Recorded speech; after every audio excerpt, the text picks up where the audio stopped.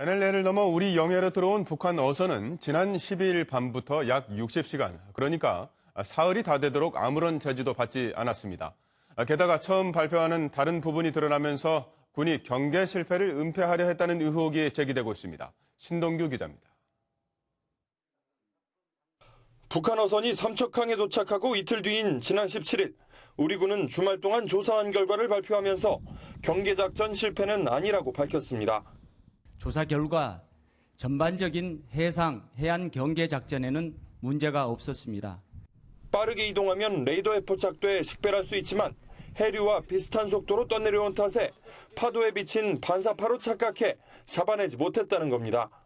국방부 관계자는 어제 추가로 조사된 북한 어선의 이동 경로를 밝히면서 지난 13일 기상 악화로 표류하다가 육지를 목표로 항해하기 시작했다고 설명했습니다. 바꿔 말하면 북한 어선이 떠내려온 게 아니라 자체 동력으로 운항했다는 얘기인데 처음 한 얘기와 완전히 다릅니다. 어선 발견 장소도 삼척항 인근이라며 바다 위인 것처럼 어중간하게 밝혔다가 항구에 배를 댄 사실을 뒤늦게 공개했습니다.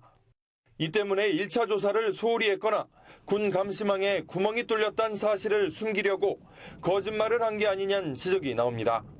이에 대해 국방부는 최초 신고자가 민간인으로 해경도 알고 있는 사안이어서 원천적으로 은폐가 가능하지 않다고 해명했습니다. 정경두 국방부 장관은 사실상 경계 실패를 인정하고 관련자 문책을 시사했습니다. 경계 작전에 실패가 있다면 국민의 신뢰를 얻을 수가 없습니다. 책임져야 할 인원이 있다면 엄중하게 책임을 져야 할 것입니다. 사건 발생 당시 동해에는 초계기 등 군 감시 병력이 보강된 상황이었다는 점에서 군의 이번 대응이 어처구니 없다는 지적이 나오고 있습니다. 이런 가운데 해경은 북한 어선 상륙의 책임을 통감한다며 해당 지역을 담당하는 동해해양경찰서장을 사실상 좌천시켰습니다. MBN 뉴스 신웅입니다.